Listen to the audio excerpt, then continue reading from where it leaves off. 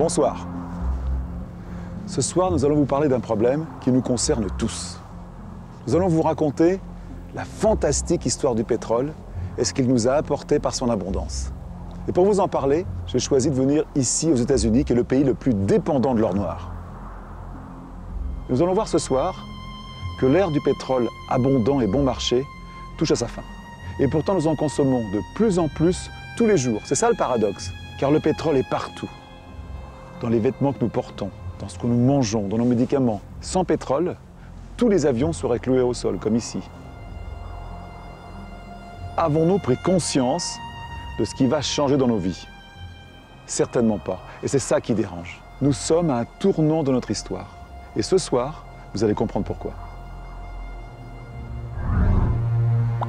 Nous sommes en train de brûler en moins de 200 ans ce que la nature a mis des millions d'années à fabriquer. Les réserves de pétrole s'épuisent et les experts ont prospecté la planète entière. Je ne pense pas que nous allons trouver de nouvelles grandes réserves qui n'ont pas déjà été découvertes. Alors les compagnies pétrolières sont prêtes à tout. Comme en Alberta, au Canada, le deuxième plus grand gisement après l'Arabie Saoudite. Jour et nuit, des engins se relaient pour exploiter des sables imprégnés de pétrole en détruisant une forêt boréale millénaire. Dans le même temps, la demande mondiale explose. Notre mode de vie fait rêver. À Pékin, chaque jour, 1500 nouvelles voitures sont immatriculées dans la capitale chinoise. Ce n'est plus un rêve, et pour mes parents, cette voiture, c'est un événement, car eux, à leur époque, ils n'avaient même pas de quoi s'acheter un vélo. Le pétrole bon marché a aussi permis à des villes de pousser en plein désert. Partis en croisade contre la surconsommation et le gaspillage des Américains, à Las Vegas, ville de tous les excès, nous avons rencontré Josh Tickle. Nous n'avons pas besoin de tout ça, mais nous l'avons construit. Alors maintenant, nous devons trouver un moyen de passer d'un monde de pétrole à un monde sans pétrole. Agir pour développer de nouvelles énergies. L'ancien vice-président américain Al Gore, prix Nobel de la paix, reçoit nos caméras pour un entretien exclusif sur ses solutions à l'après-pétrole. Les rayons du soleil suffisent à fournir en une seule heure assez d'énergie pour assurer 100% de tous les besoins de la planète pendant un an. Au Bénin, un homme l'a compris, Robert Freling. Grâce aux panneaux solaires qu'il installe partout en Afrique, 1 million de personnes ont accès à l'énergie. On a l'électricité, comme par magie. Mais le soleil pourra-t-il aussi remplacer le carburant des voitures? Dans la Silicon Valley, Harrison Dillon a peut-être inventé grâce aux algues l'essence du futur. Je sais, ça semble trop beau pour être vrai, mais c'est vrai, c'est réel. Vivre sans pétrole paraît aujourd'hui encore impensable. Pourtant, en Belgique, depuis un an, Steven Vroman tente et réussit cette expérience unique. Il ne faut pas avoir peur de vivre sans pétrole, au contraire, c'est un futur qui est beaucoup mieux que le style de vie qu'on a maintenant. Cette fin du pétrole est aujourd'hui une vérité que nous ne pouvons plus ignorer. La réalité, c'est que le pétrole bon marché a déjà disparu. Et cet avenir-là, il est inéluctable parce que c'est un déclin géologique. On ne négocie pas avec la nature. C'est aujourd'hui qu'il faut se préoccuper de ce qu'il va manquer demain matin. Et demain matin, c'est pas dans 30 ans. On ne comprend pas l'effet de la fin du pétrole. Et on le payera cher. Dans sa vie, chacun de ces appareils a brûlé en moyenne 80 tonnes de kérosène par jour avant d'être abandonné ici dans cette casse. Dans le monde, un avion décolle ou atterrit chaque seconde. Imaginez la quantité de pétrole nécessaire à notre désir d'aller toujours plus loin, toujours plus vite.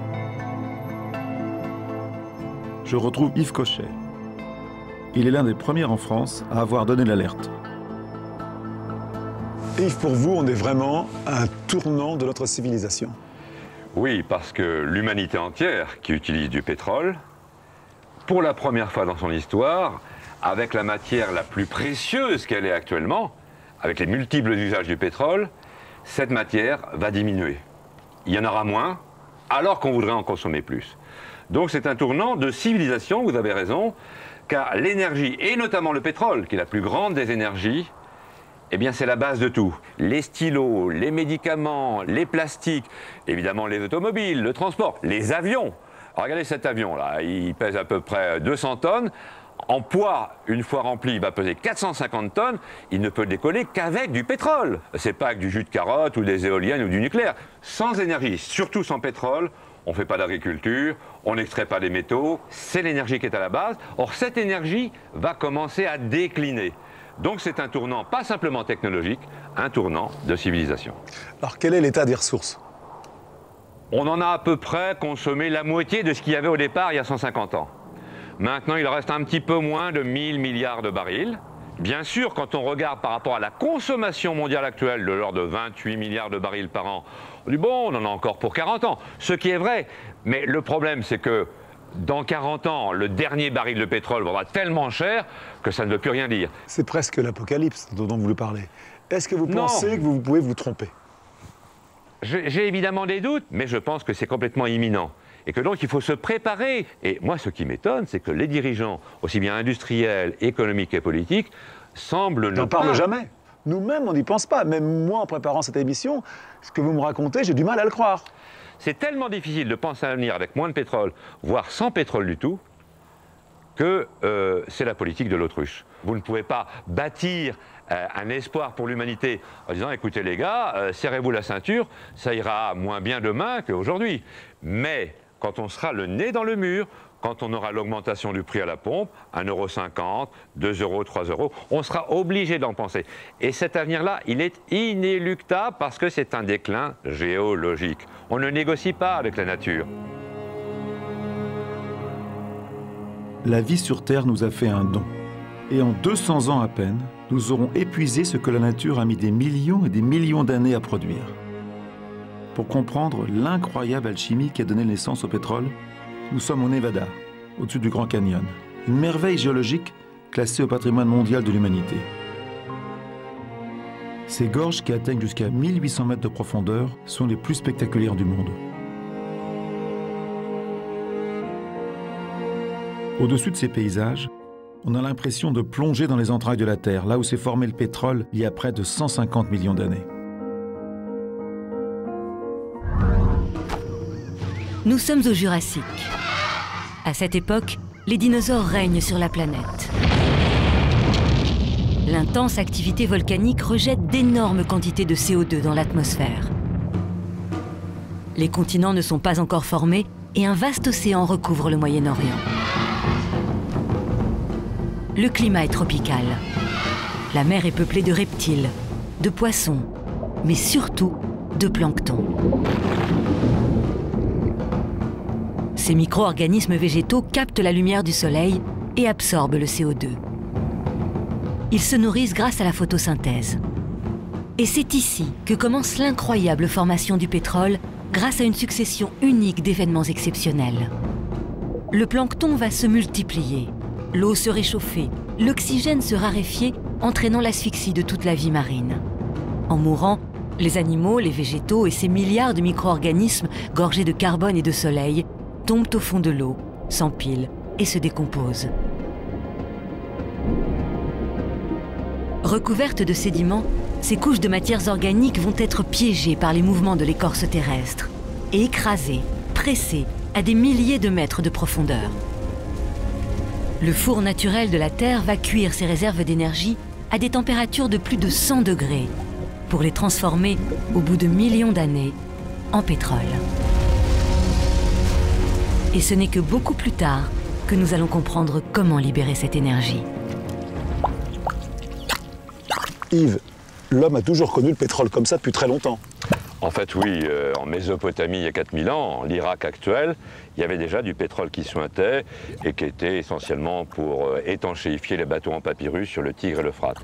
Et puis, bien sûr, des milliers d'années sont passées et au moment de la révolution industrielle, la deuxième, celle du pétrole, vers le milieu du 19e siècle, on a remplacé l'huile de baleine qu'on utilisait comme lubrifiant ou comme source d'énergie, on l'a remplacé par du pétrole. En fin de compte, c'est ce pétrole qui a sauvé les dernières baleines au siècle dernier. Exactement, les baleines se raréfiaient, on ne savait pas comment refaire pour lubrifier les machines. Et heureusement, on a découvert le pétrole qui a sauvé les baleines. Regardez cette bulle qui va exploser, il y a un petit peu de méthane qui pousse évidemment, c'est pour ça que le pétrole suinte ici. Voilà. Mais ça peut pas gicler en l'air, ça, vous voyez que c'est tout pâteux. Non, parce que là, il y a trop de densité, il est quand même très voilà. typiquement, il est très visqueux, mais dans certaines contrées où il est beaucoup plus léger, quand on perce la terre, hein, qu'on fore finalement avec un derrick, eh bien sûr ça peut gicler. Ça c'est un produit magique, il y a tout là-dedans. Il y a tout, y compris avec ça, on peut faire de l'aspirine. Avec ça, on peut faire un tube de rouge à lèvres. Ça paraît incroyable parce que c'est dégueulasse, c'est noir, mais on peut tout faire. Dans cette petite mare, là, il y a le travail d'une semaine de 100 personnes humaines. Hein. C'est très, très énergétique. Le pétrole me fascine. Grâce à lui, l'homme a dépassé ses limites et bâti un monde à son image.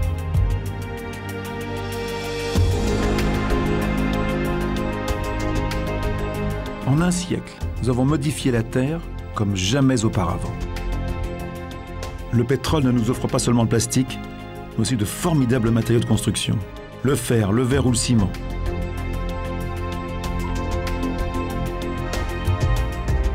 Le pétrole nous a permis d'inventer l'agriculture intensive.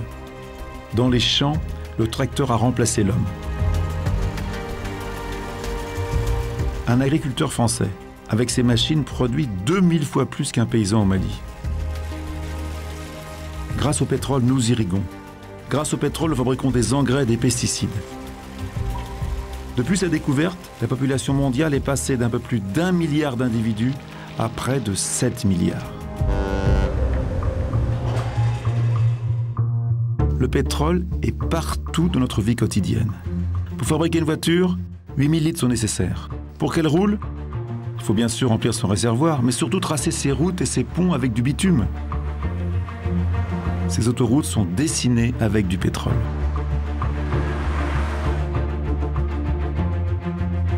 Le pétrole a aussi permis la construction de nos maisons, de nos immeubles ou de nos villes. Avec lui est arrivé le confort moderne. 16 litres de pétrole sont consommés pour fabriquer un téléphone portable, 300 pour une télé à écran plat et même 600 litres pour un ordinateur. Et grâce à l'automobile, nous avons pu étendre nos banlieues sur des dizaines de kilomètres. Comme ici, à Sun City, où on a imaginé et construit une ville tout entière autour d'un centre commercial et où il est impossible de vivre sans voiture.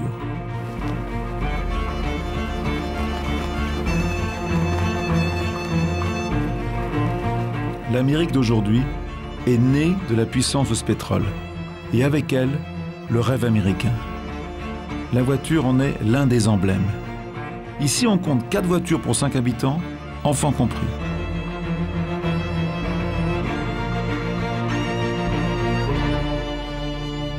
Dans le monde entier comme ici, la voiture, c'est le symbole de la liberté et de la réussite. Mais il y a un petit problème.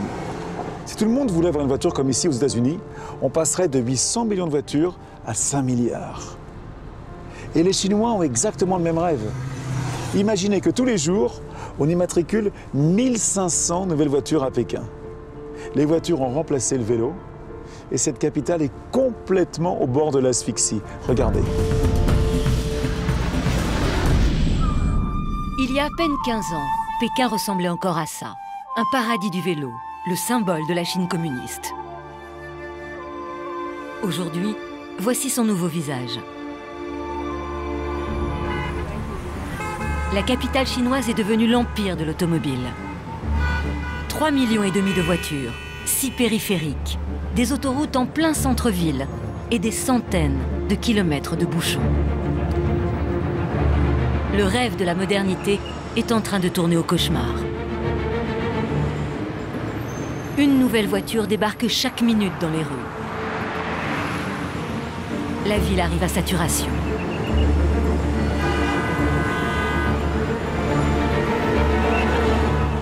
Nous sommes au centre de Pékin, à Xuanwu.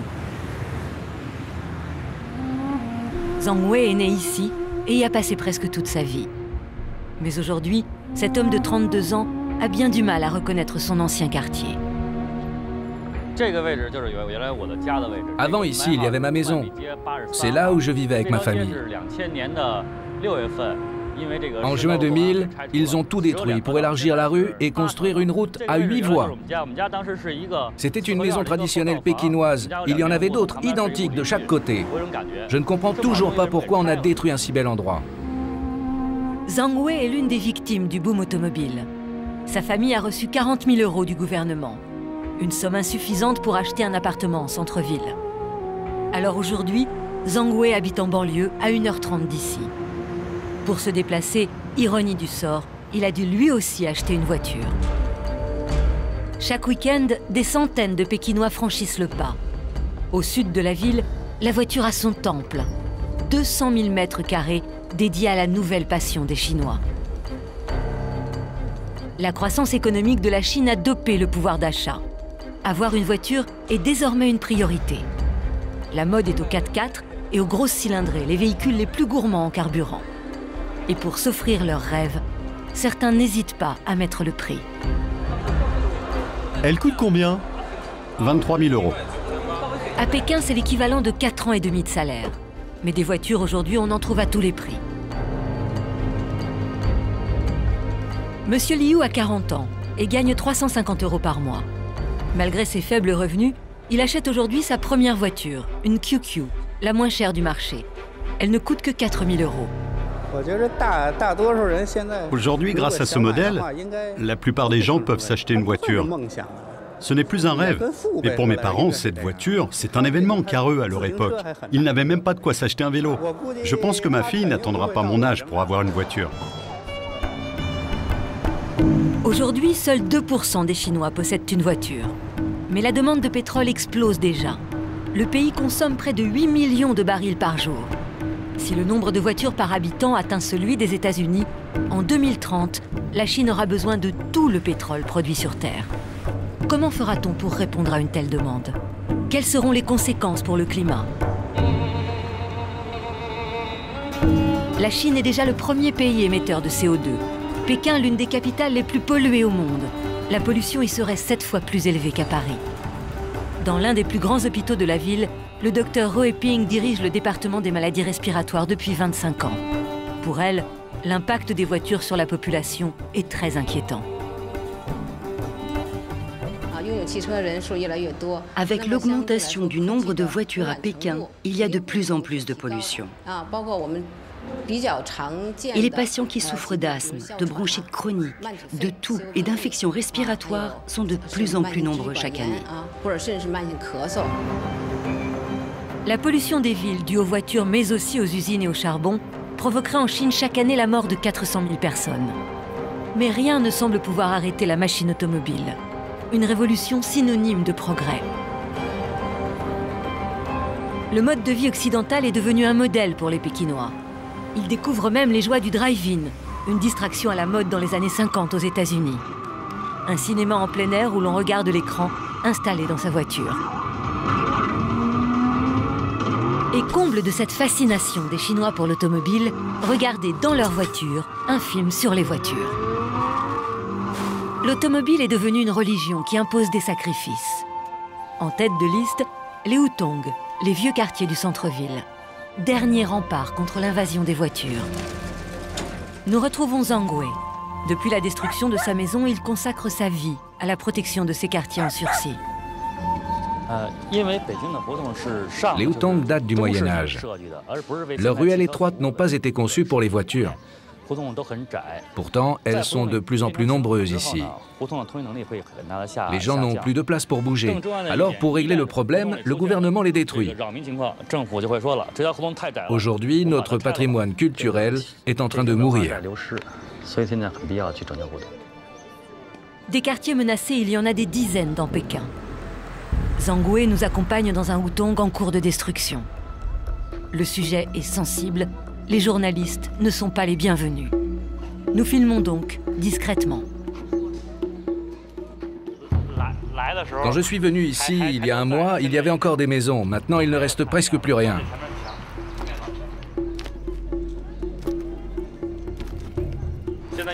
Ils vont tout détruire. La route va arriver jusqu'à l'entrée du quartier. Dans quelques semaines, ce sera sûrement la plus large avenue du monde. Aujourd'hui, Pékin sacrifie une partie de son histoire pour ce qui ne sera peut-être qu'une parenthèse automobile. Que se passera-t-il quand il n'y aura plus de pétrole? Certains Pékinois tentent de trouver des solutions. Wang Yong est un homme d'affaires qui a fait fortune dans la restauration. Pour résoudre l'équation infernale des voitures, ce défenseur de l'environnement a décidé de s'inspirer de son enfance. Quand j'étais adolescent, on passait notre vie sur les vélos. Tous les jours, on allait à l'école, au travail, on faisait tout en vélo. Mon rêve, c'est qu'un jour, Pékin redevienne la ville des vélos. Pour cela, Wang Yong investit 3 millions d'euros et crée en 2005 une entreprise de location de vélos. 2 ans avant la France, il invente le système des Vélib.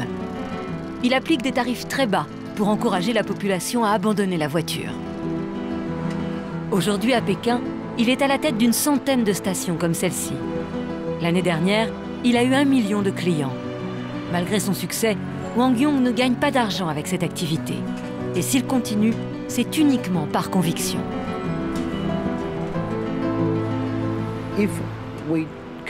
Si nous continuons à acheter des voitures, on va avoir des problèmes, comme c'est le cas en Occident. Nous devrions prendre exemple et ne pas commettre les mêmes erreurs. Nous sommes tous responsables de notre environnement. Nous devons le protéger et sauver notre planète.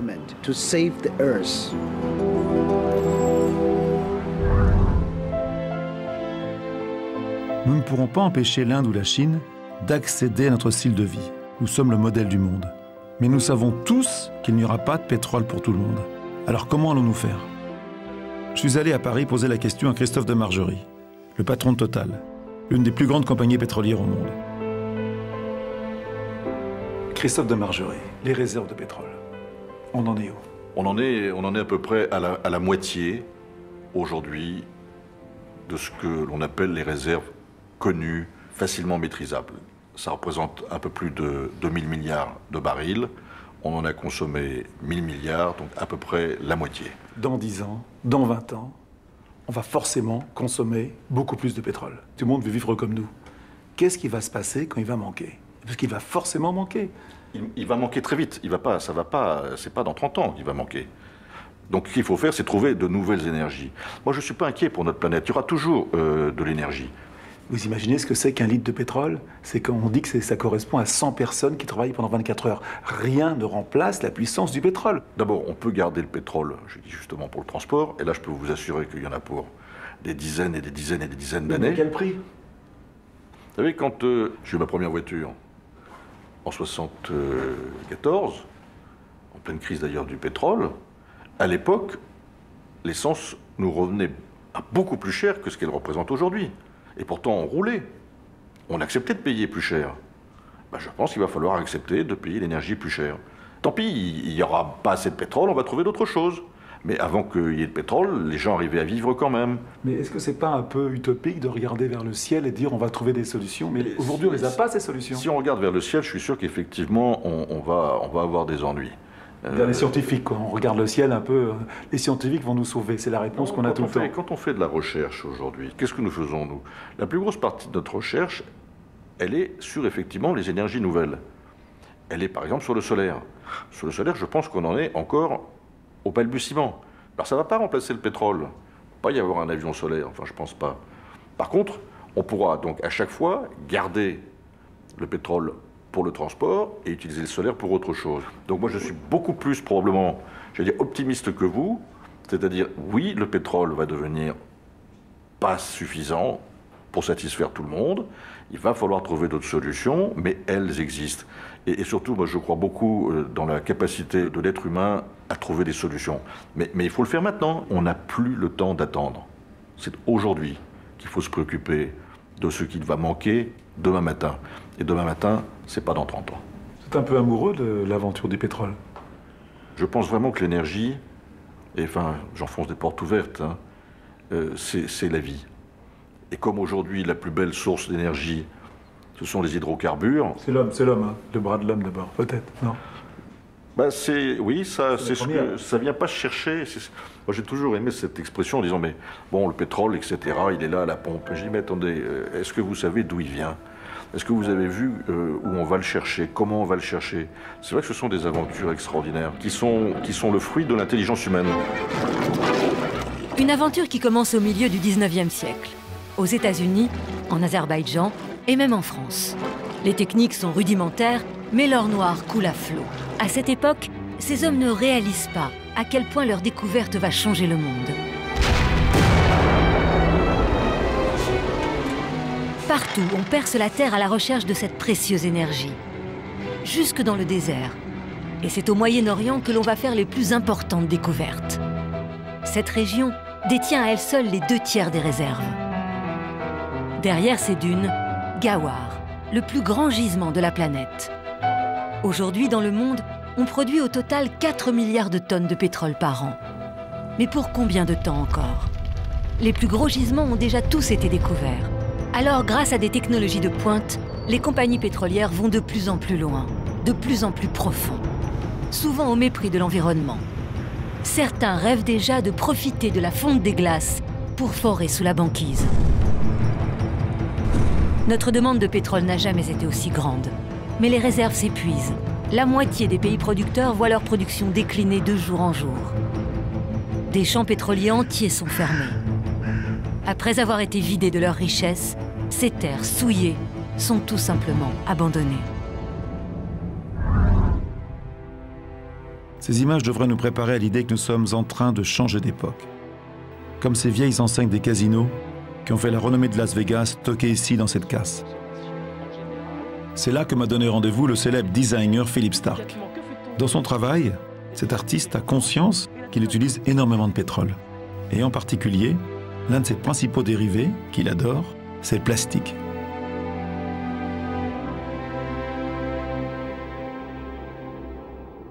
Pour me parler du pétrole, tu as voulu venir ici, dans cette ambiance de fin du monde. Bah oui, parce qu'il y a un petit peu de ça, c'est-à-dire que la fin du pétrole, c'est la fin d'une ère, d'une société, peut-être même d'une civilisation. Et ici, on l'a. Ici, il y a des gens qui ont cru au rêve américain, avec des fluos d'électricité dans tous les bouts comme ça. Et on voit que tout ça, finalement, est écroulé dans une poubelle. Et voilà, c'est la fin de quelque chose, c'est la fin d'un rêve, qui n'était pas d'ailleurs très brillant.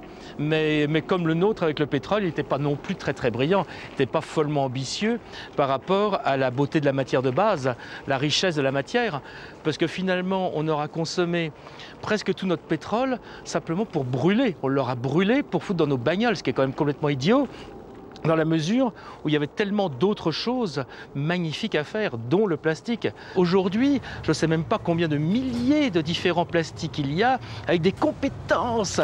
C'est un matériau noble, c'est un truc qui est formidable. On peut tout faire, de la médecine, des chaises, des avions, des trucs comme ça. On peut tout faire.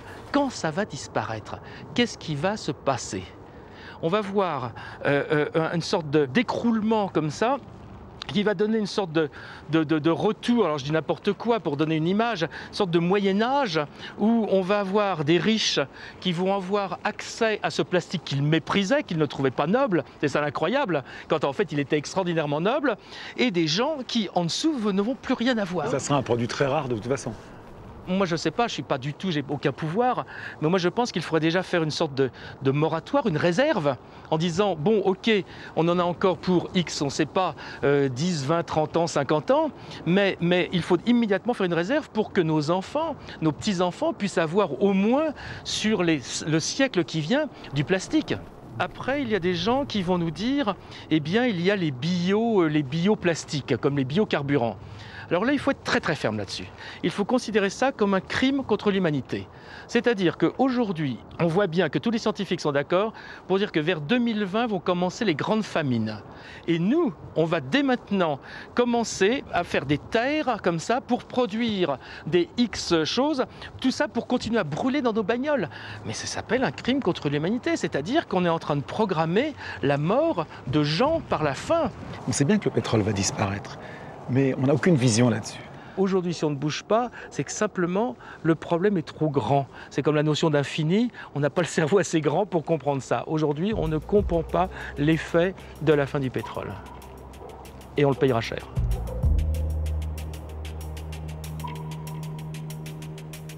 Ce déclin, les Américains le vivent déjà. Avec 11 000 puits, Midway Sunset est l'un des plus grands réservoirs de pétrole du pays.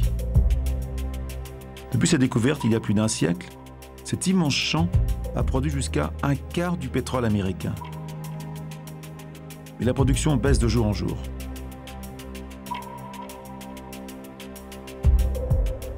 De premier pays producteur de pétrole dans les années 70, les États-Unis sont passés aujourd'hui au 3e rang.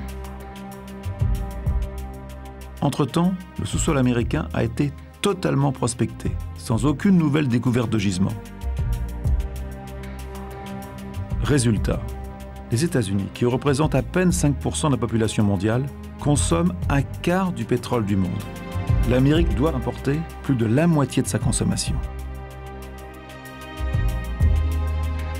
Ingénieur chimiste, Frances Arnold fait partie des scientifiques qui pensent déjà à l'après-pétrole. Pour elle, il n'y a aucun doute.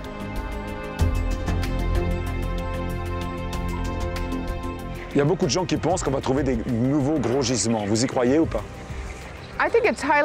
Je pense que c'est peu probable, car les géologues ont parcouru la planète entière pendant des décennies. Il y a donc peu de chances qu'on trouve de nouveaux gisements, même au plus profond des océans.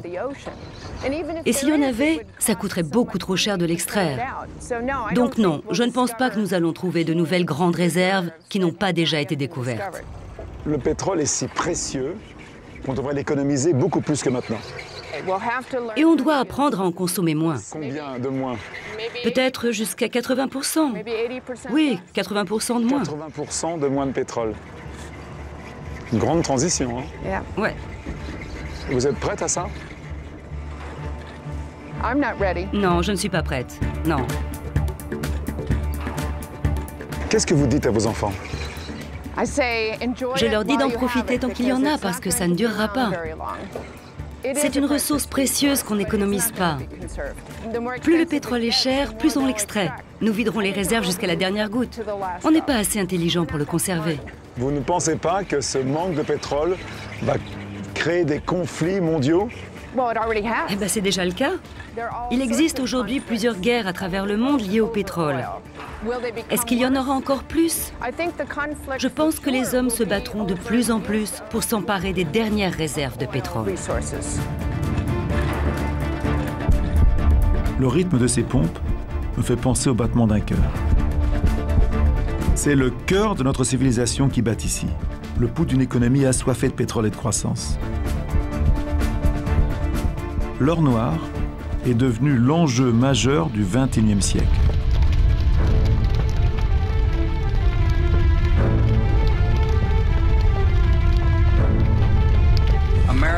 L'Amérique est accro au pétrole et il se trouve dans les régions instables du monde. Koweït, Irak, Nigeria, Soudan, Angola, Mozambique, Tchétchénie, des pays riches en pétrole. Tous ont connu ou connaissent la guerre. Peut-on croire à une simple coïncidence? Derrière les causes politiques et ethniques, le pétrole joue un rôle majeur dans la plupart des conflits de notre époque. Beaucoup accusent même les États-Unis d'avoir envahi l'Irak uniquement pour mettre la main sur ses ressources pétrolières.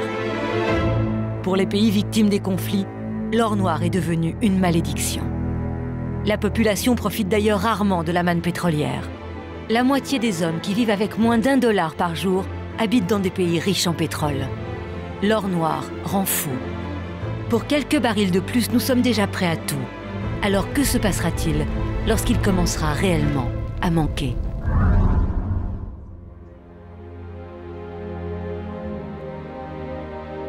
Mais avons-nous vraiment besoin d'autant d'énergie? Nous sommes à Las Vegas, le temple du jeu et de la démesure. C'est la première destination touristique des États-Unis. Les casinos rapportent 6 milliards de dollars par an. La règle ici, c'est d'en mettre plein les yeux. Regardez ces lumières, ces enseignes, ces voitures. Ici, on gaspille le pétrole encore plus qu'ailleurs. Cette ville est un véritable gouffre énergétique. Depuis 10 ans, un homme se bat contre cette surconsommation d'énergie.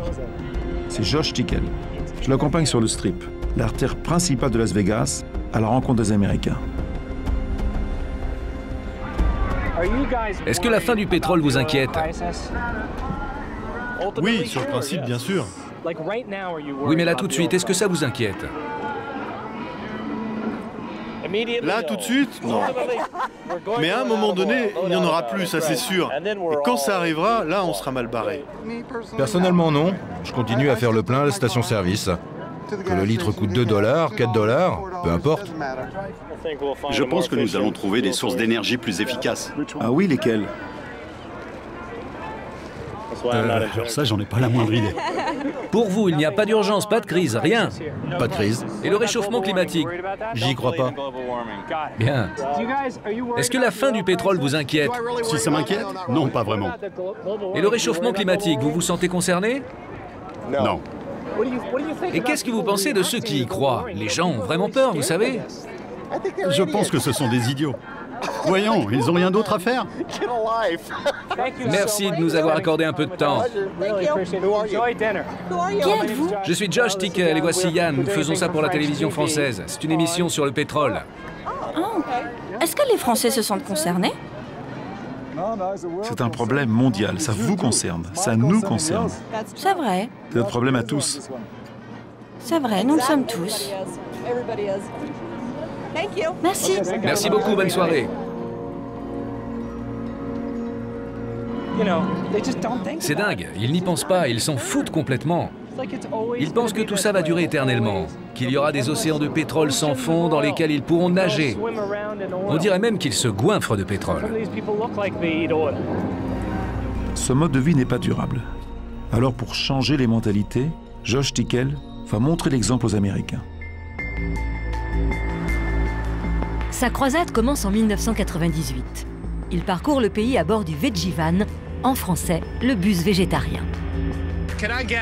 Je voudrais un soda et toute votre vieille huile de friture, s'il vous plaît.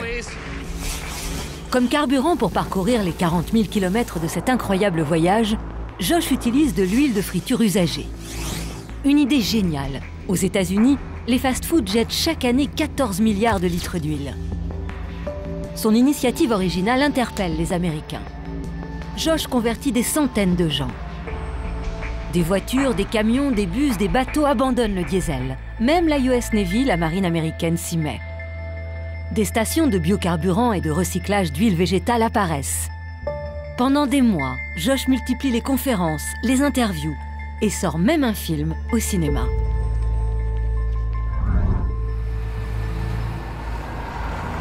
Raconte-moi l'histoire de ce bus. Ce bus, c'est une version améliorée de mon Vegivan. Mon idée, c'est de transformer la théorie en pratique, que les gens puissent toucher ce bus, comprendre qu'il y ait une interactivité. Qu'on voit ici, c'est le paradis pour beaucoup de gens. Tout le monde a envie de vivre comme ça. Oui, bien sûr. Nous sommes à Las Vegas. C'est une ville qui a été conçue avec un pétrole pas cher. Ici, on est au milieu du désert. C'est absurde d'avoir construit une ville ici. Il n'y a aucune ressource. Pas d'eau, pas de nourriture, aucune vie. Chaque foyer ici a besoin de beaucoup d'énergie pour fonctionner. Et dans chacune de ces maisons, on laisse tourner la climatisation 24 heures sur 24. Et ça, sans se poser de questions sur les conséquences. Continuez à consommer, tout va bien, c'est bon pour l'économie et c'est bon pour votre âme.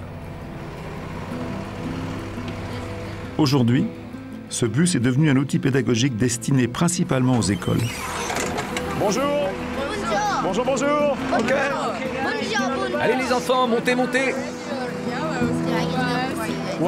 Bienvenue à bord du bus vert.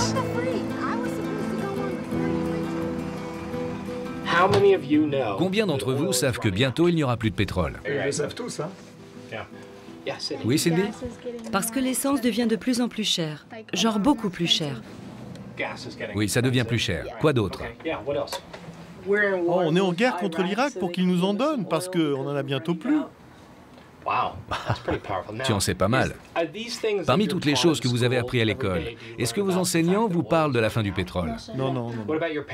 Et vos parents, ils vous en parlent? Non, non, enfin... Oui, ça arrive. Oui, parfois, oui. Vous parlez à combien d'enfants par an? Entre 10 000 et 20 000 par an. 20 000? Oui, par an. Vous croyez en quelque chose, hein? Vous croyez en ces enfants?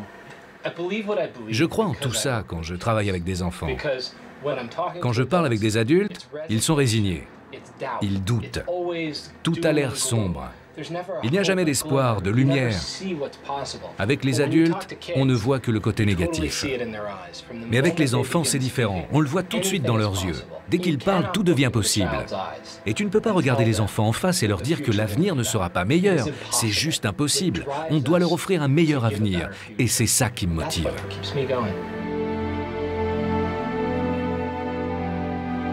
dans cette ville de tous les excès, Josh Tickel a réussi à convaincre la municipalité de Las Vegas de faire rouler les 1500 bus scolaires à l'huile usagée.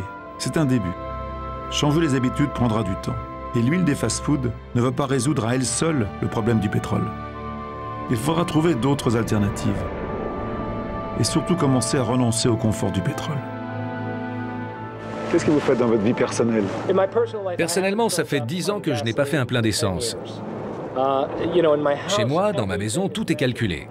L'électricité que nous utilisons, la nourriture que nous consommons, tous nos déchets. Mais je ne suis pas parfait, j'utilise encore trop d'énergie. Je continue à prendre l'avion. Comme tout le monde? Oui, exactement, mais il faut aussi être réaliste. Nous vivons à l'intérieur d'une machine à pétrole. Je suis accro, comme tout le monde. Mais en avoir conscience, c'est une force. Utiliser 30% d'énergie en moins, c'est une force. Ne jamais faire le plein à la station essence et donc ne pas donner son argent aux multinationales du pétrole, c'est le pouvoir. On n'a pas des ressources infinies. On n'a qu'une planète. L'Amérique n'a que 2 semaines de stock de pétrole devant elle. 2 semaines. Pour toute une nation, 300 millions d'habitants, la première puissance économique mondiale peut s'effondrer en 2 semaines. Quelles sont les solutions? Nous n'avons pas besoin de tout ça, mais nous l'avons construit. Alors maintenant, nous devons trouver un moyen de passer d'un monde de pétrole à un monde sans pétrole. J'ai vu des personnes passer de l'essence au biocarburant. Et au départ, c'était juste une personne. Et puis il y en a eu 2, puis 10, puis 100. Et après, on décide d'ouvrir une station à biocarburant. Et ça devient un commerce local. Les gens se mettent à recycler. Et ça crée des emplois. Les gens réfléchissent et se disent « Tiens, si on mettait des panneaux solaires, pourquoi on ne recycle pas ce déchet? Qu'est-ce qu'on peut faire de nos huiles usagées? Si on en faisait du carburant, tout le monde peut changer les choses. J'ai le choix, tu as le choix. Et vous aussi, vous avez le choix. Tout le monde peut changer son mode de vie. C'est impératif. Nous devons secouer les gens et leur dire « Réveillez-vous ». Est-ce que vous pensez que vous avez tort? Est-ce que je pourrais avoir tort? Absolument. Est-ce que j'ai déjà eu tort? Oui, plusieurs fois. Mais s'il faut croire en quelque chose, pourquoi ne pas croire en un avenir paisible? En un monde où on partagerait nos ressources, où tout le monde saurait vivre en tant qu'être humain. Vous savez, nous les écologistes, on a déjà perdu la plupart des batailles qu'on a livrées. Mais si je ne me lève pas chaque matin pour mener ce combat, alors à quoi bon vivre? Certains penseront que c'est un illuminé. Pour moi, Josh est un exemple. Un homme en avance sur son temps et bien seul dans cette bataille contre notre soif de pétrole. Grâce à notre mode de vie, l'industrie pétrolière est devenue l'activité la plus rentable et la plus puissante de la planète.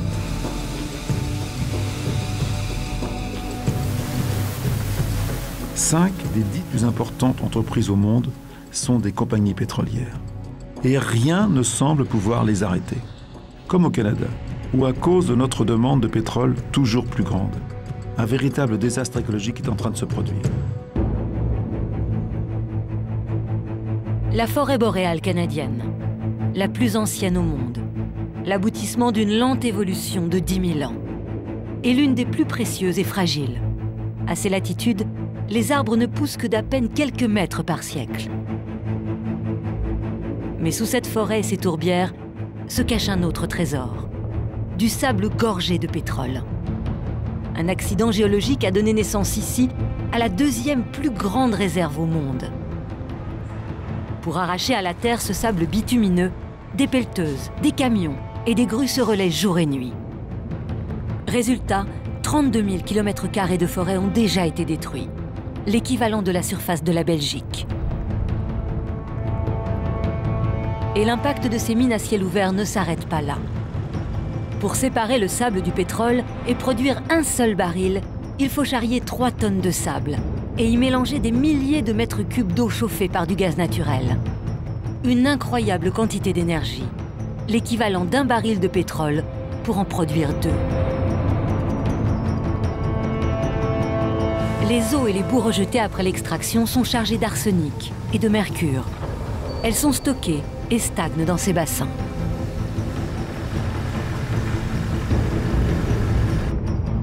Les concentrations de produits qu'ils contiennent sont si dangereuses que les exploitants ont dû installer des épouvantails. Si les oiseaux se posent ici, ils meurent aussitôt, empoisonnés. Mais les oiseaux ne sont pas les seules victimes. Ces eaux s'échappent des bassins. Elles s'infiltrent dans le sol et finissent par polluer la rivière Athabasca, la principale source d'eau potable pour les habitants de la région. L'industrie des sables bitumineux engendre 5 fois plus de gaz à effet de serre que le pétrole extrait de manière conventionnelle. Le Canada est devenu l'un des principaux pays émetteurs de CO2 et le pétrole d'Alberta, le plus sale de la planète. Seul un cours du pétrole élevé rend cette exploitation aujourd'hui possible et rentable. Mais à quel prix pour une forêt qu'on a détruite à tout jamais?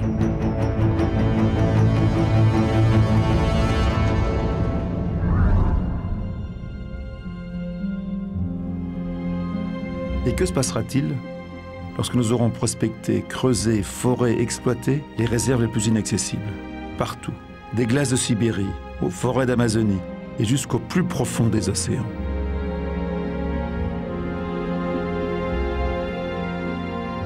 Monument Valley, au nord de l'Arizona. Dans ce décor de western se cache l'une des alternatives à l'or noir. Le charbon.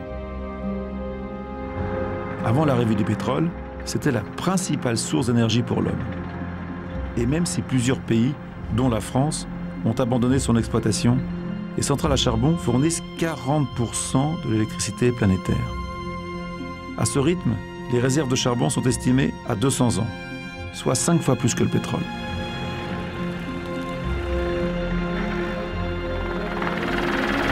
Alors ça, c'est la mine de Kayenta. C'est une des plus grandes mines à ciel ouvert du monde.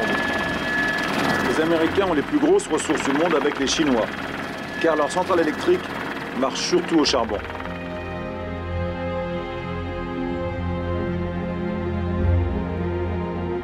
Depuis les années 70, on a exploité ici 2 mines, Kayenta et Black Mesa. Ensemble, ces 2 sites représentaient l'activité minière la plus intensive et la plus rentable des États-Unis. Mais ces terres sont celles des Navajo, la plus grande communauté amérindienne du pays. En échange du droit d'exploiter le sous-sol, ils perçoivent des compagnies minières une part des bénéfices. Cet argent, certains Indiens n'en veulent plus. Après une longue bataille juridique, ils ont réussi, en 2005, à faire fermer Black Mesa. Depuis 30 ans, cette mine épuisait l'eau des nappes phréatiques, une eau très ancienne, pour transporter le charbon dans des pipelines. Je suis allé à la rencontre de ces combattants. Norman, Waila et sa famille.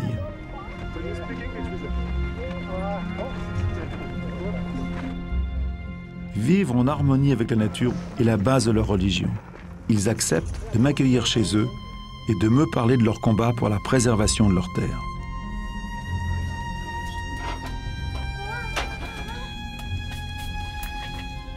Cette maison est le symbole de leur résistance face aux géants du charbon américain.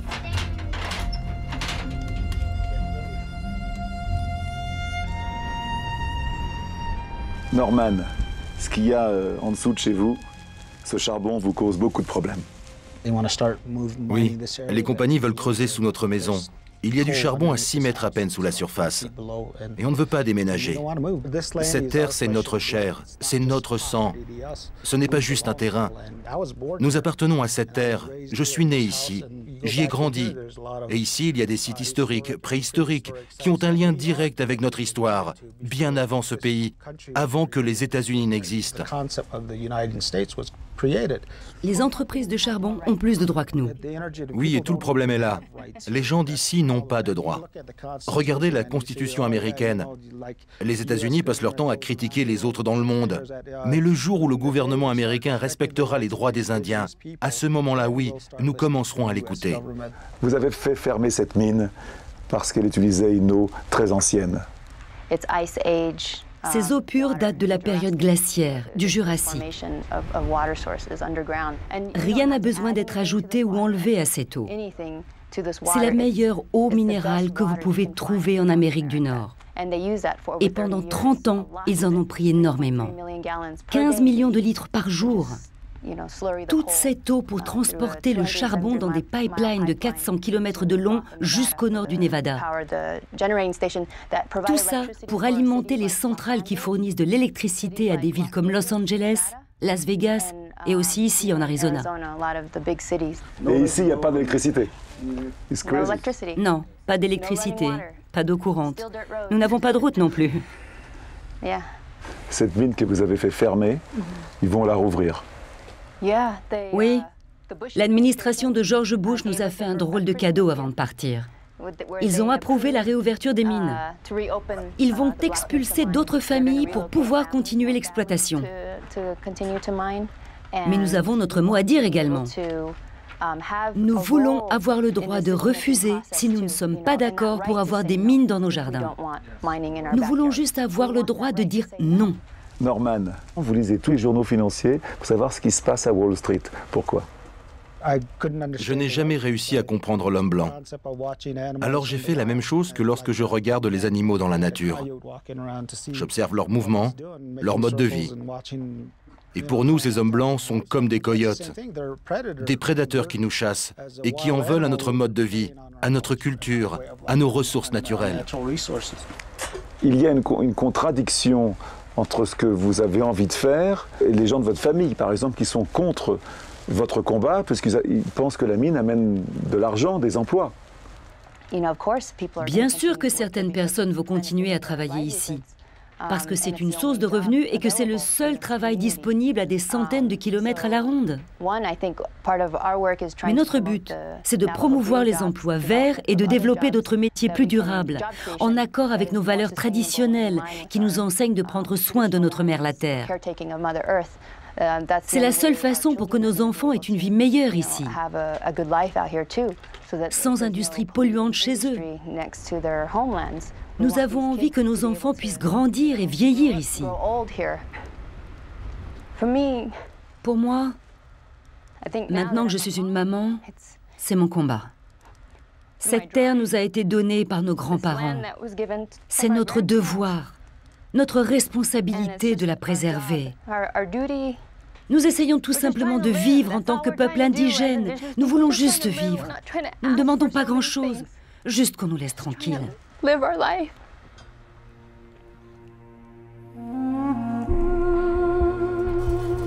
Waila est plus que jamais déterminée à se battre.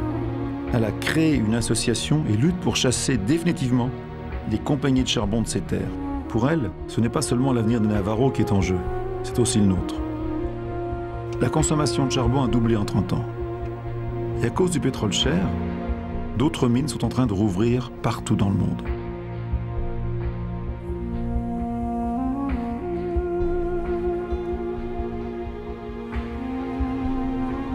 Aujourd'hui, vous avez une vision que nous, on n'a pas. Nous comprenons notre terre. Nous avons conscience que notre monde a rompu l'équilibre de la nature. Certains appellent ça le réchauffement climatique. Mais notre peuple le savait déjà. C'est un problème dont on parle depuis des générations ici. Et c'est seulement maintenant qu'un mouvement écologique se forme. Pourtant, notre peuple en parle depuis si longtemps. Mais personne n'a pris le temps de nous écouter. Nous appartenons à ces terres, nous avons ce lien privilégié avec notre mère la Terre. Ce qu'on dit ici, c'est qu'il faut faire attention à la manière dont nous, les hommes, produisons l'électricité. Et peu importe la façon dont le charbon est exploité, il polluera toujours. Vous avez un très joli nom, Waila. Qu'est-ce que ça veut dire en Navajo? Mon nom signifie l'espoir et la foi. C'est le nom idéal pour vous. Je suppose. À chaque fois qu'on me pose cette question, je réponds oui. J'ai l'espoir que notre communauté trouve sa voie, qu'on puisse vivre de manière plus durable. Je pense que nous pouvons devenir un exemple pour le reste du monde. Montrer que l'on peut vivre bien avec peu de choses. Nous pouvons utiliser le soleil et le vent pour notre électricité. Nous pouvons faire pousser notre propre nourriture. Nous avons déjà les ressources et la terre pour ça.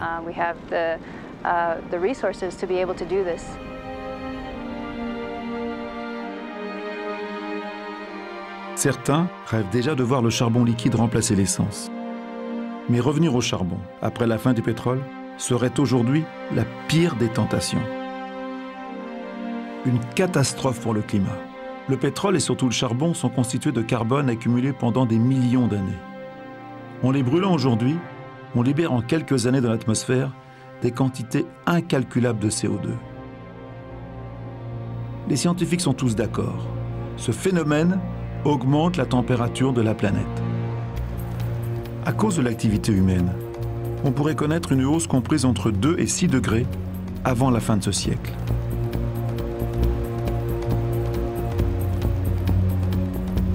La Californie, c'est l'État le plus pollué des États-Unis. Mais depuis quelques années, le gouvernement s'est lancé dans une vaste révolution verte et s'est engagé à réduire de 25% ses émissions de gaz à effet de serre d'ici 2020.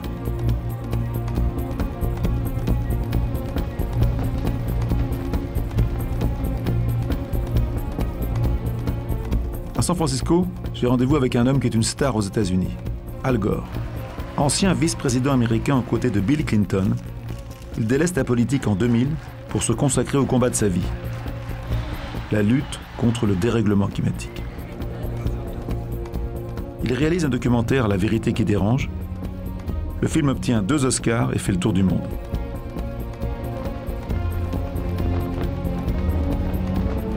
Al, merci d'être avec nous. Vous avez eu le prix Nobel, vous avez ce film formidable vu par des millions de personnes et j'ai vraiment l'impression que pas grand-chose bouge. Si quelque chose ne s'est jamais produit dans le passé, on n'imagine pas que cela arrivera un jour. C'est une règle qui est vraie en général. Mais il y a des exceptions. Et ce sont ces exceptions qui sont dangereuses. Ce que nous vivons n'est jamais arrivé avant. Il n'y a jamais eu 6,7 milliards d'individus sur Terre. Le monde n'a jamais rejeté 70 millions de tonnes de gaz à effet de serre dans l'atmosphère toutes les 24 heures. Le monde n'a jamais connu une telle destruction de son environnement. Donc, le passé n'est pas un guide fiable. Est-ce que vous pensez qu'il n'y a pas beaucoup de paroles, de mots et très peu d'actions? C'est toujours la même chose en politique. Surtout quand vous êtes devant un problème aussi important que le changement climatique ou la fin du pétrole. Je pense qu'on va assister à un dérèglement si rapide que si d'ici 10 ans, nous n'agissons pas, nous allons avoir de gros problèmes.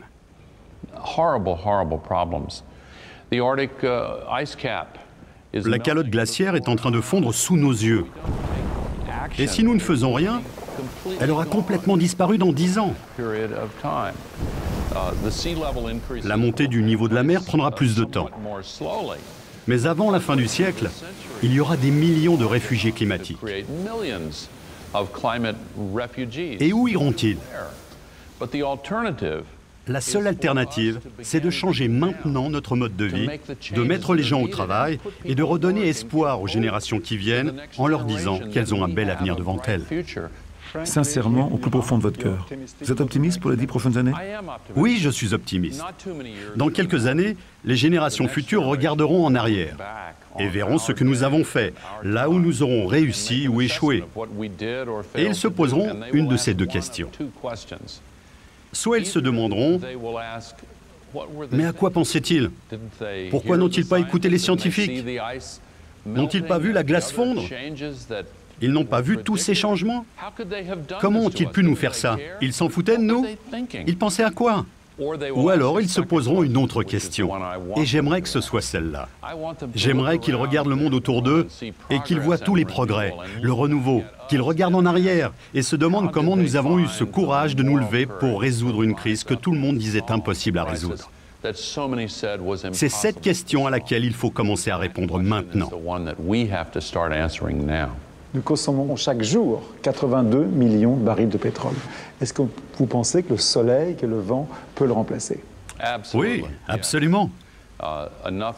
Les rayons du soleil suffisent à fournir en une seule heure assez d'énergie pour assurer 100% de tous les besoins de la planète pendant un an. Les scientifiques et les ingénieurs sont en train de développer des nouvelles techniques, plus modernes, pour capter et transformer directement cette énergie en électricité. Et un stockage efficace permettra aussi d'éliminer l'incroyable gaspillage énergétique d'aujourd'hui. Vous croyez vraiment, what you call a green job, et vous-même faites des campagnes, vous êtes très investi là-dedans. Je pense que ce changement radical, ce passage du charbon sale et du pétrole importé à l'énergie solaire et éolienne va entraîner la création de centaines de nouveaux métiers. Un boom comme nous ne l'avons jamais vécu dans toute l'histoire de l'économie mondiale. Je crois que c'est vraiment en train d'arriver. Cette révolution est déjà en marche. Regardez, en pleine crise économique, les entreprises en forte croissance sont celles qui sont sur le marché des énergies renouvelables. Face à San Francisco, Richmond. Cette banlieue industrielle est surtout connue pour sa raffinerie, la plus ancienne du pays. C'est l'une des villes les plus polluées de l'ouest des États-Unis. Ici, le nombre de cancers est anormalement élevé. Le taux de chômage et la criminalité atteignent dans ces rues des records. Alors la mairie a décidé d'agir. Cette ville veut devenir le berceau des emplois verts. Les énergies renouvelables, un outil d'insertion et de lutte contre le chômage. Plutôt une bonne idée. Angela Green, la bien nommée, est l'une des figures de ce projet. Dans cet atelier, elle forme des chômeurs et des anciens délinquants au métier de l'énergie solaire. Chaque année, une centaine d'apprentis passent ici. On vous surnomme ici Madame Soleil, mais vous voyez vraiment dans l'avenir, dans le futur. Qu'est-ce que vous faites ici? Je forme des jeunes de la ville de Richmond à devenir installateurs solaires ou chefs de chantier. Nous avons eu cette idée parce que nous voulons changer notre communauté. Personnellement, je me suis engagée dans cette cause parce que j'ai perdu mon emploi. Le chômage est d'ailleurs un des plus gros problèmes ici à Richmond. Entre 50 et 60% de la population vit avec très peu de revenus ou pas de revenus du tout. Vous savez, quand j'ai fait ma première installation, j'étais sur le toit. Et j'ai pris le panneau solaire, je l'ai tourné vers le soleil. Et là, j'ai senti toute l'énergie de mon corps se renouveler. Et de la cime du toit, j'ai pensé à tous ces jeunes dans la rue et je me suis dit que c'était le moment de leur transmettre ce que j'avais reçu. Et c'est ce que je fais maintenant. Ils apprennent un métier ici. En effet, on les forme au métier du bâtiment, à la construction de maisons écologiques, aux techniques d'économie d'énergie, à l'installation de panneaux solaires, à la gestion d'entreprises. Et c'est pour ça que nous sommes là, pour changer les choses. Ça, c'est ce que vous appelez ici les green jobs, c'est très important. C'est devenu un mode de vie. Ces jeunes ont la chance de pouvoir mettre un pied dans le secteur avant tout le monde. Les métiers verts, ça me fait penser aux start-up qui se sont développés à toute vitesse au moment du boom d'Internet. Nous avons l'occasion d'être les premiers sur ce marché. Et je vais vous dire, avec tout l'argent qu'on a mis dans la guerre en Irak, on aurait pu probablement mettre des panneaux solaires sur toutes les maisons américaines. Et si on veut le faire, il faut faire pression sur le gouvernement pour qu'il arrête de dépenser là-bas et qu'il le mette dans l'économie verte. Et ça ferait une sacrée différence. C'est ce que nous, on essaye de faire ici.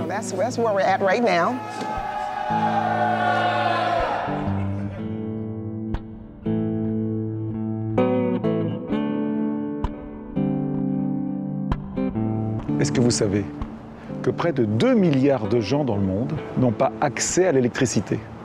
Et sans électricité, pas de développement possible, pas d'éducation. C'est ce qu'a bien compris Robert Freiling, qu'on a surnommé l'homme qui veut éclairer l'Afrique.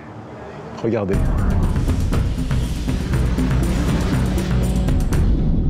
Chaque soir, la planète s'illumine. Mais un continent reste plongé dans le noir. L'Afrique. 2 Africains sur 3 n'ont pas accès à l'électricité. Une pauvreté énergétique qui condamne 600 millions de personnes à vivre dans l'obscurité. Le noir, c'est pas bon. Il faut que ça soit clair. Tu vas voir partout. Mais si c'est noir, tu ne vois pas. Même si c'est tout près ici, tu ne vois pas. Un Américain a décidé de se battre contre cette fatalité. Robert Freiling. Il est à la tête d'une ONG qui vient en aide à ces populations. La première fois que j'ai rencontré des gens qui vivaient sans électricité, c'était en Chine, en 1994. Nous leur avons installé un système solaire très basique. Mais grâce à ça, les familles ont appuyé sur un interrupteur et ont vu de la lumière pour la première fois de leur vie.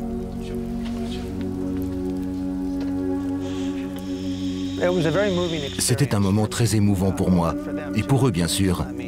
Imaginez, ces populations ont vécu pendant des siècles dans l'obscurité. Depuis 15 ans, avec son association, Robert se rend dans les coins les plus reculés de la planète. En Asie, en Amérique latine et surtout en Afrique, il offre de la lumière à ceux qui en sont privés. Sans pétrole ni charbon, mais grâce à des panneaux solaires.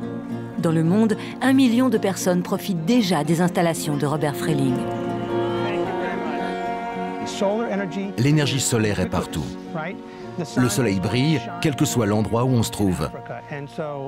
En Afrique, c'est la solution idéale, la plus durable et la moins chère à long terme. C'est aussi ce qu'il y a de mieux pour l'environnement. Si l'Afrique choisissait le pétrole pour se développer dans les 20 prochaines années, cela aurait des conséquences désastreuses sur la planète. Donc il faut proposer autre chose à l'Afrique. Nous sommes à Dunkassa, au nord du Bénin. Dans le pays, 90% de la population n'a pas accès à l'électricité. Ici, Robert est accueilli en héros. Ses panneaux solaires ont sauvé ce village de la famine.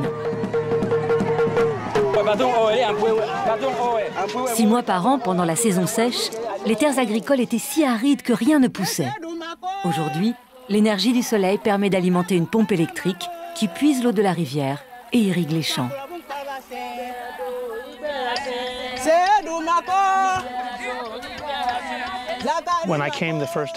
La première fois que je suis venu ici, il y a 2 ans, les récoltes étaient très maigres et ces femmes arrosaient les cultures avec des petits arrosoirs. Elles passaient leur temps à faire des allers-retours à la rivière. Ce qu'elles pouvaient faire était très limité. Grâce à l'irrigation, la production a été multipliée par 10. Les cultures sont plus variées et aujourd'hui on fait pousser ici du maïs, des tomates ou encore de la salade. Le jardin m'a sauvé. Je suis toujours au jardin. On dit comment le soleil peut faire ça? On ne savait pas. On vend et on mange. Et nous mangeons beaucoup ici. Ces femmes peuvent maintenant nourrir leur famille toute l'année. Mais surtout, gagner de l'argent et sortir de la pauvreté en vendant leurs récoltes sur les marchés. Grâce à l'énergie solaire, un commerce est né. Un premier pas vers le développement.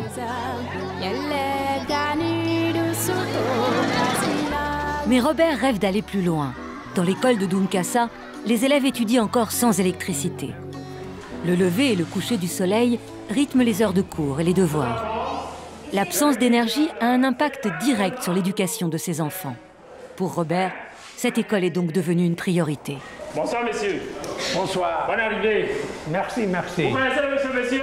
Non. Ah, il s'appelle Monsieur Bob, Robert Bob. Vous savez qu'est-ce que c'est l'énergie solaire? Non. Ok, je vous explique. Les rayons du soleil arrivent au panneau solaire. Et le panneau solaire transforme les rayons du soleil en électricité, comme par magie. C'est une chose merveilleuse. Nous allons installer un système solaire ici à l'école. On l'attend impatiemment en ce moment. Je vais vous aider à ce que ça soit vite réalisé. Il n'y a pas d'électricité, comment voulez-vous qu'on vienne installer l'ordinateur? C'est ça, c'est ça. Alors qu'aujourd'hui, il y a tout se passe par rapport à l'ordinateur. En Afrique du Sud, l'association a déjà équipé plusieurs écoles. Les panneaux solaires ont permis à une centaine d'enfants d'avoir accès à Internet. Une source d'informations précieuse et un lien avec le monde extérieur. Cet atout a permis ici de multiplier par 2 le pourcentage de réussite aux examens. Dans les programmes humanitaires, l'énergie n'est pas une priorité. Pourtant, c'est un besoin vital. Dans le dispensaire de Dunkassa, on soigne des patients atteints du sida, de la typhoïde ou de malnutrition. Mais sans électricité, les médecins sont souvent impuissants. Nous, on a besoin des lits, on a besoin de l'eau, mais la première des choses, c'est l'énergie, là. C'est ça. Si tu fais les soins dans la nuit, le malade là, tu n'arrives pas à le voir face à face comme ça. Il peut souffrir, mais tu ne peux pas tout voir, quoi. Sans énergie, impossible de brancher du matériel médical, de conserver des vaccins au frais, d'opérer ou d'accoucher la nuit. Robert tente aujourd'hui de récolter des fonds auprès des gouvernements et des entreprises pour équiper rapidement ce dispensaire. Il veut faire de ce village un modèle de développement. Il entame actuellement l'étape la plus symbolique, faire entrer la lumière dans les maisons. Bien ici, c'est très important que le panneau solaire soit toujours face au soleil. Au soleil. Oui. Et il faut connecter ici. Oui. Et voilà, comme ça. La nuit, on peut lire, les enfants peuvent étudier. C'est beaucoup mieux que le kérosène ou les torches, comme ça. Robert rêve aujourd'hui d'éclairer le Bénin tout entier à la seule force du soleil. Grâce à lui, l'Afrique pourrait sauter une étape. Accéder à l'énergie sans passer par le pétrole. Une chance pour ce continent d'échapper à l'impasse énergétique vers laquelle nous nous dirigeons.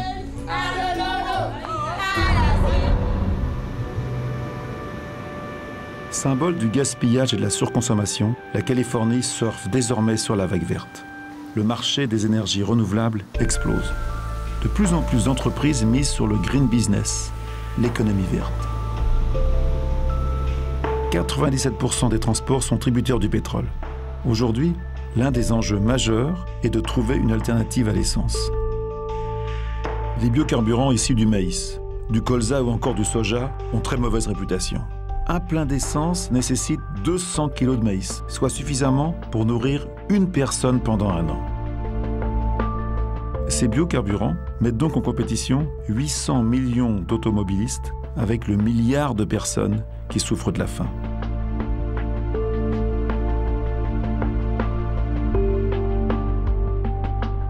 L'homme que je vais rencontrer maintenant pense avoir trouvé la solution. Ce chercheur a mis au point un pétrole vert plus durable qui ne fait pas concurrence à notre nourriture. Il travaille depuis 20 ans sur ce projet fou.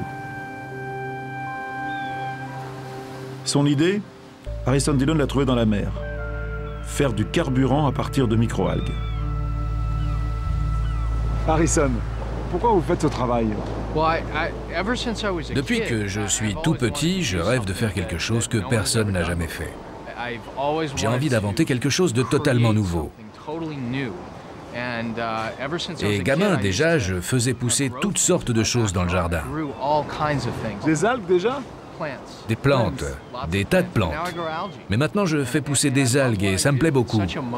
C'est tellement motivant de se lever tous les matins pour créer de l'énergie renouvelable. Quelle est votre algue favorite? L'espèce que je préfère, je peux pas vous le dire. C'est un secret de fabrication. C'est vraiment un secret? Oui, vraiment. Mais je peux inventer un nom si vous voulez. Il y a beaucoup d'argent en cours? Absolument, ça nous a pris beaucoup de temps et d'argent d'en arriver là où nous en sommes. Donc l'algue que nous utilisons doit rester confidentielle. Vous ne pouvez pas me donner le nom, mais au moins on peut aller dans votre laboratoire et voir ce que vous faites, et voir les algues. Absolument. Bien sûr, je serais ravi de vous montrer les algues et de vous expliquer comment on fait.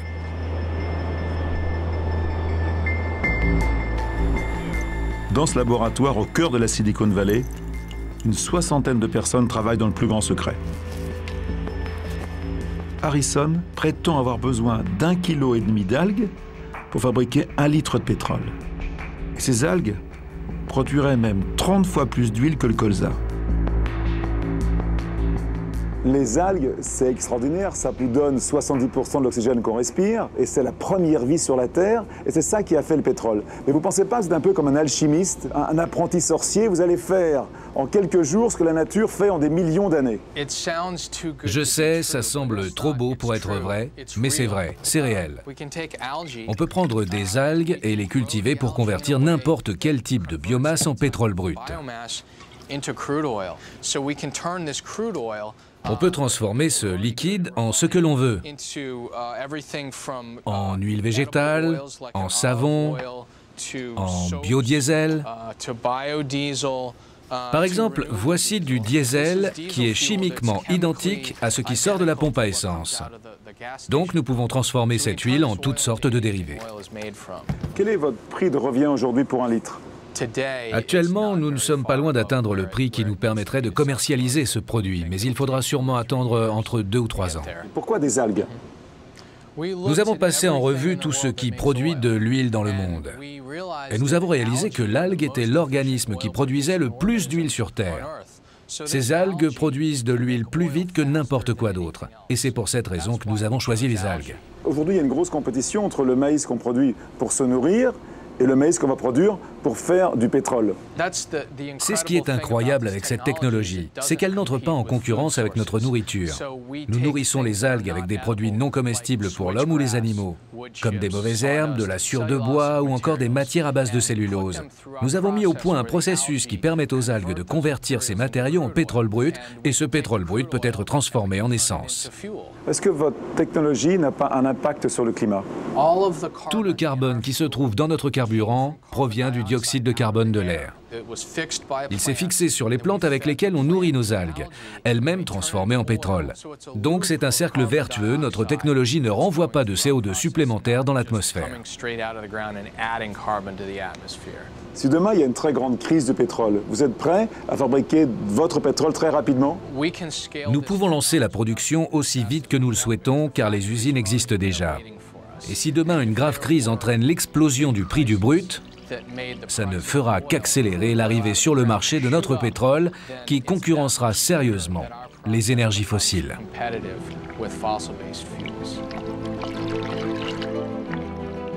Ces algues pourront-elles vraiment remplacer le pétrole? Difficile d'y croire. Le milliardaire américain Bill Gates vient pourtant d'investir 100 millions de dollars et de grandes compagnies pétrolières se lancent aussi dans cette aventure. Passer de l'or noir à l'or vert sera le défi de notre siècle. Il faut explorer toutes les voies possibles, comme par exemple l'énergie du soleil. Solar One, un mirage en plein désert du Nevada. La 3e plus grande centrale solaire du monde. 1,5 million de mètres carrés de miroirs qui suivent la course du soleil. Ces rayons sont concentrés pour chauffer une huile qui fait bouillir de l'eau. Transformée en vapeur, cette eau fait tourner les turbines d'une centrale électrique. Au cœur de ce monstre de technologie, je retrouve Richard Enberg. Pour ce journaliste, spécialiste du pétrole, mondialement reconnu, notre vie va changer. Quelle est la solution? La solution, en fin de compte, ce sera forcément d'utiliser moins d'énergie. Ici, nous sommes devant cette merveille technologique. Mais qui produit suffisamment d'énergie pour alimenter, quoi, 15 000 foyers sur 100 millions au total aux États-Unis.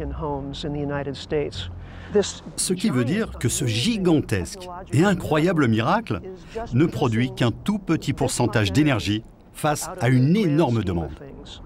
Est-ce que vous pensez, comme beaucoup de gens, que toutes ces énergies alternatives vont remplacer le pétrole?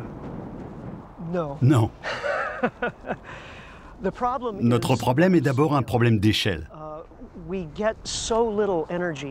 L'énergie solaire, l'éolien, la géothermie et toutes les autres énergies renouvelables ne produisent pas suffisamment d'énergie. Pour l'instant, ces ressources ne représentent qu'1% de l'énergie mondiale. Et si nous voulons utiliser directement l'énergie du soleil, il faudra d'abord la concentrer. Nous devrons alors mettre au point une technologie très compliquée pour qu'elle soit exploitable, pour la transformer en électricité. Mais même ça ne pourra pas remplacer le pétrole. On pourra faire fonctionner nos voitures avec, mais pas nos avions, ni nos bateaux ou nos camions. Ça ne remplacera pas le pétrole. On ne se prépare pas du tout à ce manque de pétrole. Et pour vous, les conséquences peuvent être terribles. Si nous ne voulons pas que des millions de personnes meurent de faim, si nous ne voulons pas provoquer une crise alimentaire mondiale, c'est maintenant que nous devons réfléchir. Par exemple, à la façon de produire notre nourriture sans utiliser toutes ces énergies fossiles. Comment produire cette nourriture sans utiliser tout ce pétrole? En moyenne, il faut 7 à 10 calories d'énergie fossile pour produire 1 calorie de nourriture. Ce n'est pas un système d'alimentation viable. Un supermarché a sur ses étagères de la nourriture qui n'est plus comestible après 3 jours. Alors, des camions approvisionnent tous ces magasins avec des produits qui se trouvent à des milliers de kilomètres de là. Et si ces camions ne peuvent plus rouler, où allons-nous trouver notre nourriture? Nous ne pouvons pas attendre que le système s'effondre pour commencer à réagir. Nous devons commencer à nous poser ces questions maintenant. Comment nous convaincre qu'on doit changer maintenant, qu'il ne faut pas attendre la fin de ce pétrole bon marché? Comment sera ma vie si ce pétrole est 2 voire 3 fois plus cher? Comment sera ma vie si la société est au bord de la crise, du chaos, parce que l'économie se sera effondrée? En posant ces questions, nous ne sommes pas pessimistes, mais réalistes. Parce que nous sommes aujourd'hui face à tous ces défis. La réalité, c'est que le pétrole bon marché a déjà disparu. Il fait partie du passé. Donc c'est maintenant que nos habitudes doivent changer. Ou alors nous continuons à vivre dans un rêve, un fantasme qui va s'évanouir rapidement, très rapidement.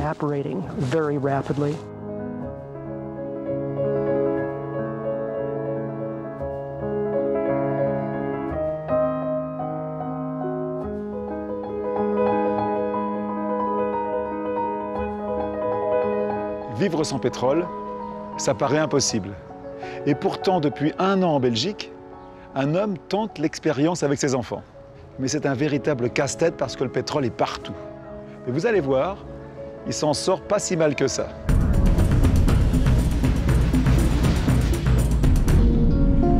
Steven Vrooman est au régime. Un régime sans pétrole. Il y a 1 an et demi, ce Flamand de 48 ans a décidé de remplacer l'essence par le bon sens. Aujourd'hui, il consomme 80% d'énergie en moins qu'un Européen. Son objectif, limiter son impact sur la planète. En Belgique, il est devenu une célébrité. La Flandre a désormais un super-héros. On l'appelle l'homme au faible impact. Cet homme vit sans pétrole. Avant, je vivais, je pense, comme tout le monde autour de moi. Donc, je prenais l'avion pour mes voyages. De temps en temps, je prenais la voiture. Je mangeais de la viande. J'étais aussi pas conscient des conséquences de ce style de vie. Un jour ou l'autre, on va être obligé de consommer beaucoup moins de pétrole. Et j'ai pensé, voilà, pourquoi pas commencer maintenant et essayer de voir si c'est possible. En mai 2008, Steven entame une chasse au gaspillage. Chez lui, il se débarrasse des appareils gourmands en énergie.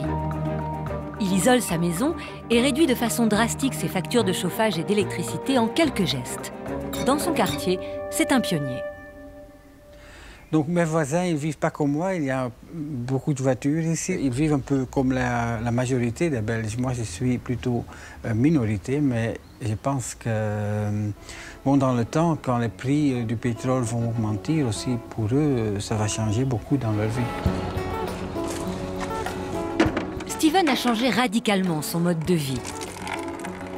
Il se lave avec de l'eau de pluie récupérée dans sa cour. Utilise uniquement un gant et du savon. En renonçant à son bain quotidien, au gel douche et au shampoing, il économise ainsi plus de 1000 litres de pétrole par an. Peut-être pour pas mal de gens, c'est un peu une méthode de Moyen-Âge pour se laver, mais pour moi, c'est une habitude en fait. Et il y a beaucoup de gens dans le monde qui n'ont même pas les moyens de se laver comme ça, donc moi je suis contente de le faire comme ça, j'ai pas de problème. Pour réduire sa consommation de pétrole, Steven ne recule devant rien. Même les technologies qui paraissent les plus farfelues. Pour travailler sur son ordinateur, il a mis au point un vélo qui produit de l'électricité. Et pour la musique, il utilise son lecteur MP3 à manivelle, sans pile ni batterie. Je pense que pour pas mal de gens, je suis un peu fou, peut-être, oui. Mais moi, ce que je trouve fou, c'est pour prendre l'avion, aller à New York pour un week-end ou pour jeter tellement d'énergie ou tellement de matériaux. C'est peut-être pas possible de totalement vivre sans pétrole, mais c'est bien possible de vivre avec 80% moins de pétrole. Pour y arriver, Steven Vrooman a changé également toute son alimentation. Notre nourriture est responsable de la moitié du pétrole que nous consommons. Costa Rica, Pérou, Mexico, on a un peu tous les pays ici, mais ce sont tous des fruits qui viennent ici en avion ou en bateau, donc avec du pétrole. Donc je ne mange plus des fruits exotiques. La plupart de ces produits ne sont pas de saison. Pour les obtenir, il a fallu chauffer des serres, utiliser des pesticides et les faire venir de l'autre bout du monde. En renonçant aux tomates, aux asperges ou encore aux fraises, Steven économise près de 11 litres de pétrole à chacun de ses passages au supermarché, quitte à avoir une alimentation moins variée.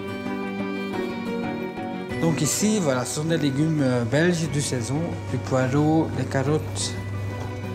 Et je le prends aussi sans emballage parce que ça aussi, c'est du pétrole. Ça m'énerve parfois de voir comment les produits sont emballés. Dans son panier, des produits bio. Ni viande, ni poisson, trop cher en énergie. Depuis le début de son expérience, il a appris à cuisiner autrement et à faire quelques sacrifices. J'aime bien les glaces, mais c'est aussi surgelé, c'est produit industriellement, donc ça c'est fini. Ça c'est le plus dur peut-être, oui. En cuisine, il revendique une alimentation plus saine et presque sans déchets. Ça sont les emballages que j'ai utilisés depuis 1 an. Et il y a pas mal de familles qui ont un sac comme ça chaque jour. Steven élève seul ses enfants en garde alternée. Si chez leur mère le quotidien n'est pas le même, ici ils respectent les règles du jeu. Leur père leur enseigne la simplicité et l'importance des relations humaines. Pour les vacances, pas de parc d'attractions ni d'hôtel-club, mais du camping et des loisirs en pleine nature. Je pense que notre vie est chouette. La seule chose qui me manque, c'est le saucisson et la viande, c'est tout. Quand je serai grand, je ferai sans doute la même chose, mais pas de façon aussi extrême. Je vais essayer de ne pas consommer trop d'énergie.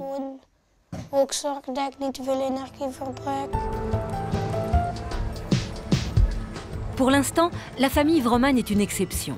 Un Européen consomme en moyenne chaque année 12 barils de pétrole, soit près de 2000 litres par personne. Au milieu de ce tourbillon de consommation, Steven se sent aujourd'hui perdu. Il dénonce les effets pervers d'une société où posséder, c'est exister. Je pense que les gens achètent beaucoup de choses pour remplir une vide. Et je pense que pour être heureux, pour avoir une bonne vie, on n'a pas besoin de tellement de choses, de trucs. Steven n'achète plus rien de neuf. Il récupère, répare, troque, fréquente les vides-greniers et les brocantes. Même ses vêtements sont d'occasion. Donc ils ont déjà une histoire, c'est même mieux que tous les trucs qui viennent de Chine et qui sont pour tous les gens les mêmes. Donc bon, ça c'est pas mal ça. Hein? Grâce à sa nouvelle vie, Steven Vrooman économise 500 € par mois. Du coup, il a choisi de travailler uniquement à mi-temps. Il conseille aujourd'hui les entreprises qui souhaitent réduire leur impact sur l'environnement. Son impact à lui, il le suit de près. Ses efforts lui permettent d'économiser 8 barils de pétrole par an, les 2/3 de la consommation moyenne d'un Français. Je suis vraiment heureux avec mon style de vie de maintenant. C'est bon pour la santé, c'est mieux pour la planète, c'est moins cher, donc il y a beaucoup d'avantages. Il ne faut pas avoir peur de vivre sans pétrole, au contraire, ça donne une bonne qualité de vie. Je pense qu'il y a un futur qui est beaucoup mieux que le style de vie qu'on a maintenant.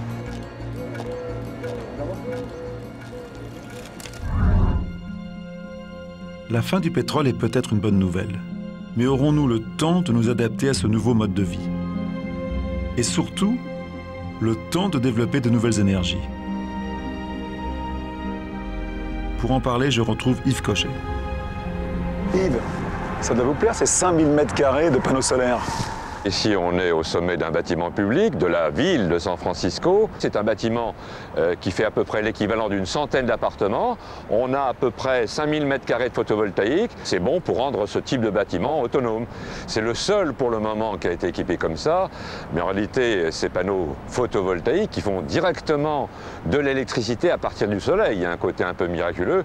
C'est ce qu'il faudrait qu'il y ait sur tous les toits de cette ville et sur tous les toits de toutes les villes du monde. C'est l'avenir. Prenons un autre exemple. En France, on commence à faire des éoliennes, mais une éolienne, c'est 2 ou 3 mégawatts, alors qu'une centrale nucléaire, c'est 1000 mégawatts. Donc il faut multiplier les éoliennes, mais ça ne remplacera pas. Le nucléaire, 75% de la production d'électricité en France. Oui, c'est peu de CO2. Le nucléaire, dans toute sa filière, n'émet pas trop de CO2, c'est vrai.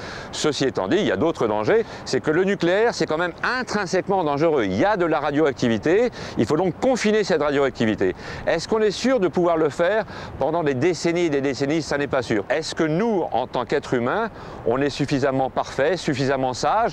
On se souvient de ce qui s'est passé en Allemagne, en Italie, il y a 70 ans, pour avoir du nucléaire. On ne sait pas comment la France ou l'Europe ou les États-Unis vont évoluer dans 30 ans ou dans 50 ans. Moi, je refuse le nucléaire parce qu'on n'est pas assez sage en tant qu'espèce humaine. Pour vous, l'homme ne mérite pas le nucléaire? Mais je dirais même plus, l'homme est trop con pour avoir le nucléaire. Sans compter que les ressources en uranium sont elles aussi très limitées, à peine 50 ans. Nous devons anticiper cette pénurie d'énergie si nous ne voulons pas la subir, en commençant tout simplement par économiser le pétrole et explorer à fond toutes les pistes que nous offre la nature. La force du vent, des vagues, comme aussi des marées, la chaleur du sous-sol et bien sûr la lumière du soleil.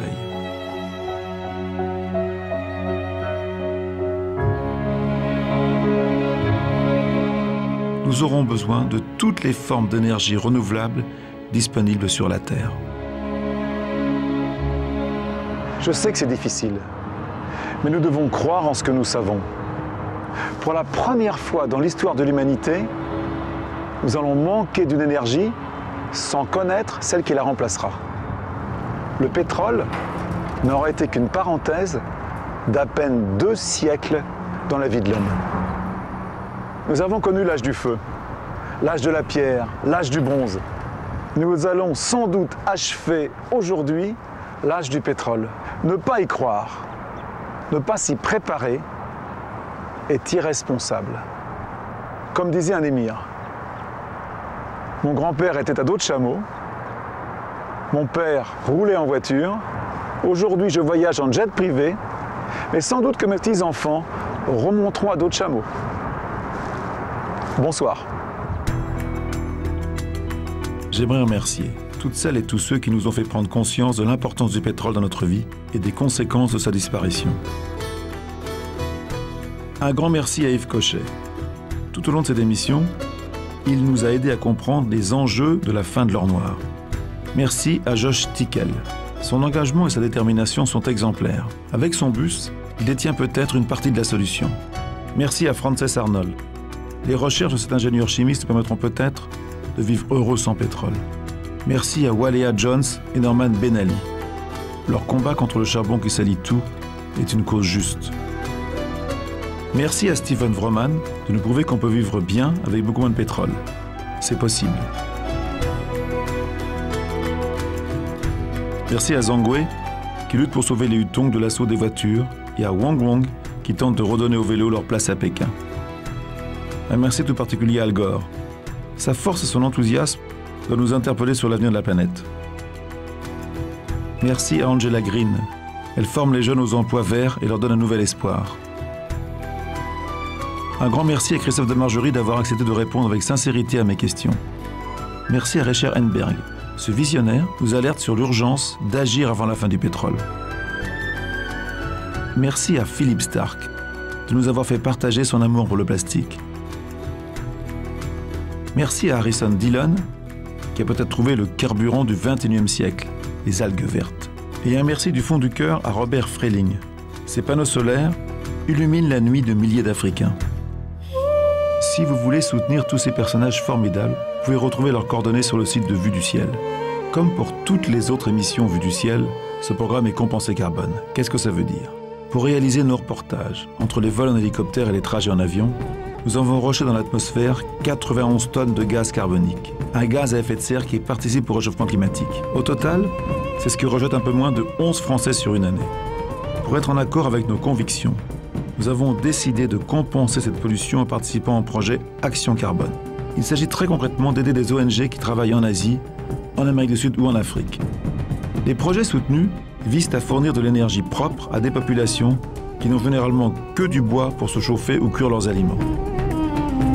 C'est par exemple générer du biogaz à partir d'excréments d'animaux en Inde ou en Chine, installer des fours solaires en Bolivie ou au Pérou, fabriquer du charbon vert à partir de déchets agricoles ou de plantes envahissantes au Sénégal.